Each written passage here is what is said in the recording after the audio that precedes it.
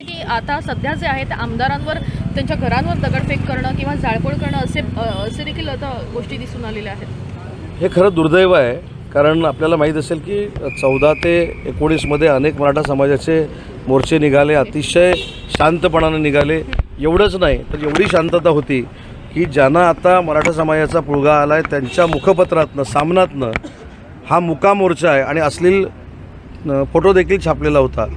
तेव्हा देखील मराठा समाजाने संयम ठेवलेला होता। इतकं आदर्शवत आंदोलन या महाराष्ट्रानं मराठा समाजाचं बघितलेलं आहे आणि म्हणून आम्हाला देखील मराठा समाजाला किंवा जरांगे पाटलांना विनंती करायची आहे की लोकशाहीच्या माध्यमातून आंदोलन होणं हे कुठेही वावगं अशातला भाग नाही।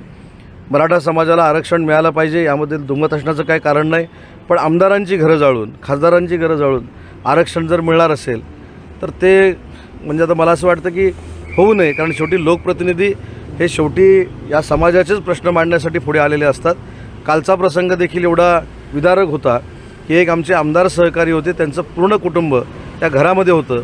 दुर्दैवानं काही घडलं नाही, पण अशा पद्धतीचं आंदोलन होऊ नये ही माझी विनंती आहे। तर सत्तेतीलच काही आमदार असतील, खासदार असतील, ते राजीनामा देण्याची गोष्ट करतात, तसेच एक विशेष अधिवेशन सुद्धा एक दिवसात बोलावण्याची मागणी करतात, याबद्दल काही विशेष या संदर्भामध्ये योग्य ती आरक्षण देण्याची प्रक्रिया मुख्यमंत्री महोदय असतील, दोन्ही उपमुख्यमंत्री महोदय असतील यांच्या नेतृत्वाखाली सुरू झालेली आहे आणि त्याचाच पहिला भाग आणि त्याचं श्रेय देखील मुख्यमंत्री काही स्वतःला घेत नाहीत। 40 वर्षानंतर जरांगे पाटलांच्याच या भूमिकेमुळं निदान 13,500 नोंदी निजाम काळातल्या आपल्याला मिळाल्या, म्हणजे 13,500 लोकांनाच आपण ते सर्टिफिकेट देणारा अशातला भाग नाही। ती जी काय वंशावळ आहे पूर्ण फार मोठ्या संख्येनं, त्या सगळ्यांना आपण ते कुणबी प्रमाणपत्र देणार आहोत आणि तो पहिल्या टप्प्याचा अहवाल सबमिट झालेला आहे। अजून अहवाल सबमिट होणं बाकी आहे, त्याच्यातनं देखील अनेकांना न्याय मिळू शकतो। सर 40 आमदार आज बैठकीसाठी उपस्थित आहेत। काही पक्षाचे कार्यकर्ते काळे झेंडे दाखवतात आणि आंदोलनाचं निमित्त करून अशा गोष्टी करतात, तर उद्याच्या सर्वपक्षीय बैठकीत नेमकी काय भूमिका मांडणार सरकार? सर्वपक्षीय बैठकीचं नेतृत्व देखील, बैठकीचं अध्यक्षस्थान देखील शिंदेसाहेबांकडेच असणार आहे, कारण शेवटी प्रत्येकाची समंजसपणाची भूमिका असली पाहिजे। महाराष्ट्र हा अतिशय शांत असं हे आपलं राज्य आहे। अनेक आंदोलनं आपल्या महाराष्ट्र राज्यामध्ये झाली आणि ज्याचा उल्लेख मगाशी मी जबाबदारीनं केला की 14 पासून 19 पर्यंत देखील अनेक आंदोलनं मराठा समाजाची झाली, हजारो लाखो लोकांचे मोर्चे निघाले। जरांगे पाटलांच्या नेतृत्वाखाली देखील शांततेनंच ही आंदोलनं चालू आहेत, त्यांनी ते करावं याबद्दल कोणाचंही दुमत असण्याचं काही कारण नाही। परंतु त्यांना मला ही विनंती करायची आहे की त्यांच्या आंदोलनाच्या मागणं काही राजकीय खेळ कोण खेळतंय का, हा देखील अभ्यास आम्ही सगळ्यांनी मिळून आणि त्यांनी देखील करणं आवश्यक आहे। कंत्राटी पद्धतीचा शासन निर्णय अखेर रद्द करण्यात आलेला आहे। महाविकास आघाडीमध्ये याबद्दलचा निर्णय घेतला होता।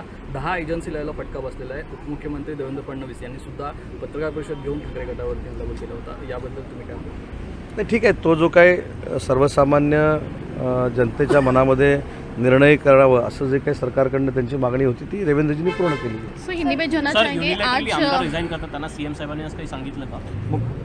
त्याच्यामध्ये आमदारांनी किंवा मंत्र्यांनी किंवा मुख्यमंत्र्यांनी राजीनामा देऊन जर आरक्षण मिळणार असेल तर सगळेच द्यायला तयार आहेत, परंतु राजीनामा दिल्यानंतर आरक्षण मिळणार आहे का, हा देखील एक महत्त्वाचा विषय आणि त्याच्यावर जरांगे पाटलांनी देखील त्यांची भूमिका स्पष्ट केलेली आहे की लोकप्रतिनिधींनी राजीनामा देण्यापेक्षा त्यांची भूमिका मांडा। आमदारांना काही सूचना करण्यात आल्या का आजच्या बैठकीमध्ये? कारण मोठ्या समन्वय राहावा नाही, मी आपल्याला स्वतः सांगितलं की सगळ्या आमदारांनी आणि खासदारांनी आमचे मुख्य नेते म्हणून आणि ज्यांच्या हातामध्ये शिवसेना आहे आणि जे अतिशय चांगल्या पद्धतीनं गेले 15 महिने या महाराष्ट्राची सेवा करतायत, अशा मुख्यमंत्र्यांनी जो निर्णय घेतील त्या निर्णयासोबत आम्ही आहोत आणि मराठा समाजाला आरक्षण देण्याचाच निर्णय महाराष्ट्र राज्याचे मुख्यमंत्री भविष्यात घेऊन दाखवतील, हा आम्हाला विश्वास आहे। त्याच्यावर सगळ्या याच्यावर सांगोपांग स्वतः मुख्यमंत्री महोदय चर्चा करतील, निर्णय घेतील आणि म्हणून आम्ही सांगितलं की आम्ही 50 आमदार आणि 13 खासदार आणि विधान परिषदेचे आमचे आमदार यांनी मुख्यमंत्री महोदयांवर पार्टी म्हणून विश्वास व्यक्त केलेला आहे। तो जो निर्णय घेतील तो मराठा समाजाच्या हिताचाच घेतील याची आम्हाला पूर्ण खात्री है। सर एक सवाल पूछती हूँ। एक तरफ जो है उप मुख्यमंत्री अजीत पवार को डेंगू की वजह से वो नहीं आ पा रहे हैं, दूसरी ओर उप मुख्यमंत्री देवेंद्र फडणवीस जो है वो चुनाव के लिए बाहर राज्यों में जाते हुए नजर आ रहे हैं। इस बात को लेकर जो है वो सरकार को घेरने की कोशिश विपक्ष से हो रही है। विपक्ष क्या कर रहा है वो छोड़ दो। 2.5 साल में जो सुप्रीम कोर्ट में गया हुआ मराठा आरक्षण था वो क्यों नहीं मिला, अगर ये हम कहें तो राजनीति होगी, इसलिए हम नहीं बोल रहे। लेकिन सुबह की मीटिंग में खुद देवेंद्र जी थे, अजीत दादा को डेंगू हो गया है और बाकी सब डिसीजन मुख्यमंत्री महोदय वो दोनों से डिस्कस करके ले रहे। तो मेरे ख्याल से मराठा आरक्षण के बारे में मुख्यमंत्री साहब सकारात्मक थे, है और आगे भी रहेंगे। निलेश राणे यांनी तुमची आज भेट घेतली, काय कारण आहे तेव्हा? निलेश राणे यांनी तुमची भेट घेतली. निलेश राणे कोकणातले माझे एक चांगले मित्र आहेत. आज काही कोकणातल्या कामांसाठी, सिंधुदुर्ग जिल्ह्यातल्या कामांसाठी ते माझ्याकडे आलेले होते. विकासात्मक कोकणाला कशा पद्धतीनं पुढं न्यायचं, शिंदेसाहेबांकडनं कशा पद्धतीने निधी उपलब्ध करून घ्यायचा, देवेंद्रजींकडनं कसा करून घ्यायचा, राणेसाहेबांच्या नेतृत्वाखाली MSME कशी डेव्हलप करायची याच्यावर सविस्तर चर्चा झाली. किरण सावंत पण उपस्थित होते, म्हणजे रत्नागिरी लोकसभा मतदारसंघात. मला असं वाटतं की आताची जी प्रेस कॉन्फरन्स आहे ती मुख्यमंत्री महोदयांकडे झालेल्या बैठकीसंदर्भात आहे. निलेश राणेंची आणि माझी बैठक का झाली याची सविस्तर पत्रकार परिषद मी नंतर घेईन. एक प्रश्न, जरांगे पाटील यांनी असं देखील म्हटलं आहे सरकारचा एकही निर्णय आम्हाला मान्य नाही, आता पत्रकार परिषदेत त्यांनी म्हटलेलं आहे. तर पुढे सरकारचा पाऊल काय? नाही, त्यांनी काय म्हटलंय, सरकारनं काय म्हटलं ह्याच्यापेक्षा मराठा समाजाला टिकणारं आरक्षण आम्हाला देऊन दाखवायचं हीच सरकारची भूमिका आहे. ची बैठक बोलवण्यात आली होती. या बैठकीमध्ये महत्त्वाचा विषय तर मराठा आरक्षणासंदर्भात होता. काय मुख्यमंत्र्यांनी नेमकं सांगितलेलं आहे? कारण महाराष्ट्रामध्ये सध्या हिंसाचार वाढलेला बघायला मिळतो. ही वस्तुस्थिती आहे की आताची बैठक ही शिवसेनेच्या आमदारांची आणि खासदारांची माननीय मुख्यमंत्री एकनाथ शिंदेसाहेबांच्या अध्यक्षतेखाली पार पडली आणि याच्यातली पहिली महत्त्वाची भूमिका सगळ्या आमदारांनी आणि खासदारांनी घेतली की आमचा पूर्ण विश्वास हा शिवसेनेचे मुख्य नेते आणि विद्यमान मुख्यमंत्री एकनाथ शिंदेसाहेबांबरोबर आहे. मराठा आरक्षणाच्या बाबतीमध्ये त्यांनी जी शपथ सभेमध्ये घेतली, छत्रपती शिवाजी महाराजांची शपथ घेतली, त्याचं तंतोतंत पालन करून ते मराठा आरक्षण देतील याची पूर्ण खात्री आम्हाला सगळ्या शिवसेनेच्या आमदारांना आणि खासदारांना आहे. त्याच्यामुळे आम्ही सगळ्यांनी मिळून तो विश्वास त्या ठिकाणी व्यक्त केला आणि माननीय मुख्यमंत्री महोदयांनी मराठा आरक्षणाच्या संदर्भामध्ये मराठा आरक्षण कसं टिकेल यासाठी जो प्रयत्न केला जातो आणि मराठा आरक्षण दिल्यानंतर न्यायालयामध्ये ते बाधित होणार नाही याची प्रोसिजर सगळ्या आमदारांना सांगितली.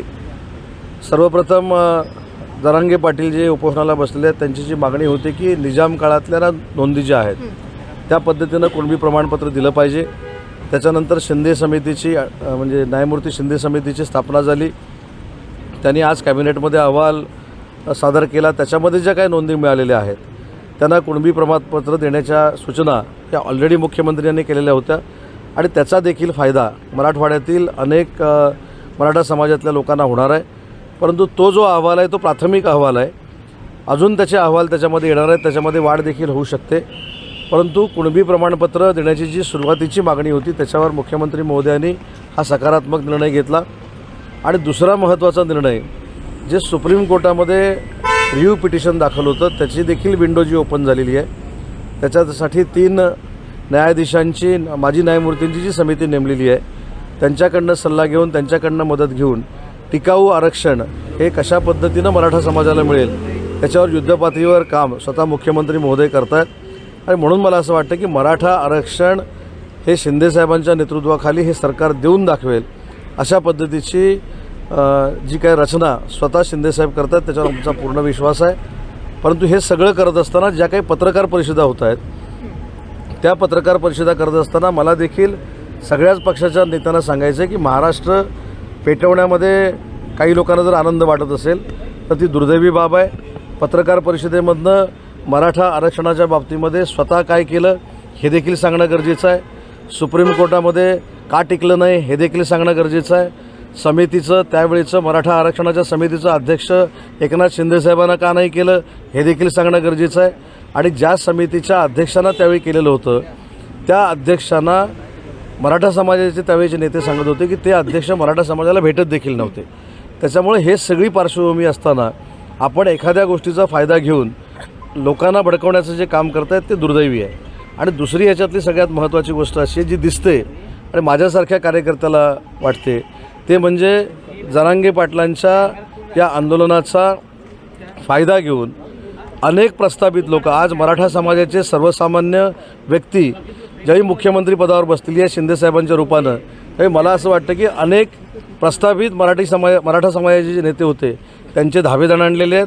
आणि म्हणून कुठूनही त्या सर्वसामान्य मराठा समाजाच्या व्यक्तीला मुख्यमंत्री बसल्यावर अडचणीत आणायचं कुठून तरी टार्गेट करायचं अशा पद्धतीची भूमिका या आंदोलनाच्या मागणं घेतली जाते की काय असा देखील एक संशय येण्यासारखं वातावरण निर्माण झालेलं आहे. आणि म्हणून जरांगे पाटलांना देखील मला विनंती करायची आहे की या सगळ्या गोष्टीचा त्यांनी देखील विचार केला पाहिजे. मला असं वाटतं की अशाच चळवळीतनं जरांगे पाटलांसारख्याच चळवळीतनं महाराष्ट्र राज्याचे मुख्यमंत्री एकनाथ शिंदेसाहेब हे राजकारणामध्ये मोठे झालेत. त्यांना सर्वसामान्यांची दुःख माहिती आहेत, मराठा समाजाची दुःख माहिती आहेत, तसेच सगळ्या समाजाची दुःख माहिती आहेत. परंतु काही लोकांना सर्वसामान्य मराठा समाजाचा मुख्यमंत्री झाला आहे हे रुचत नाही, हे पचत नाही. आणि म्हणून जे मागून राजकारण आंदोलनाच्या पार्श्वभूमीवर करतायत ते देखील चुकीचं आहे. काल यवतमाळचा जर आपण मुख्यमंत्री महोदयांचा दौरा बघितला असेल तर प्रामाणिकपणानं महाराष्ट्र राज्याचे मुख्यमंत्री यवतमाळच्या त्या कार्यक्रमाला गेलेले होते. कार्यक्रम झाला. मला देखील सगळ्या मीडियाला एक हात जोडून विनंती करायची आहे की आपण देखील कालच्या कार्यक्रमाचं जर ब्रीफिंग घेतलं असेल तर CM साहेबांचं भाषण झालं, CM साहेबांचा कार्यक्रम संपला, CM साहेब मार्गस्थ झाले आणि त्याच्यानंतर काही लोकांनी झेंडे दाखवले. ते जे झेंडे दाखवणारी लोकं होती ती जरांगे पाटील साहेबांबरोबर आंदोलनामध्ये काम करणारी लोकं नव्हती, ती एका पक्षाचे कार्यकर्ते होते. आणि त्यावेळेपासून खऱ्या अर्थानं संशय यायला लागलेला आहे की मनोज जरांगे पाटील ज्या प्रामाणिक पद्धतीनं आंदोलन करत आहेत त्या आंदोलनांना पुढे ठेवून फक्त आणि फक्त मुख्यमंत्री साहेबांना टार्गेट करून त्यांना बदनाम करण्याचा आणि त्यांच्या विरोधात आंदोलन हे मराठा समाज करतं आहे असं दाखवण्याचा काही पक्ष प्रयत्न करत आहेत. जे खरोखरच प्रामाणिक आंदोलन करत आहेत मराठा समाजाचे त्यांना देखील आम्हाला विनंती करायची आहे की सरकार तुमच्यासोबत आहे. एकनाथ शिंदेसाहेब तुम्हाला आरक्षण देऊन दाखवतील आणि ते सकारात्मकदृष्ट्या पुढे जात आहेत. तेच मार्गदर्शन त्यांनी आम्हाला केलेलं आहे. आणि पक्ष म्हणून आम्ही आमदार, खासदार, मंत्री सगळे एकनाथ शिंदेसाहेबांबरोबर आहोत हे आम्ही जाहीर केलेलं आहे. पण आजच्या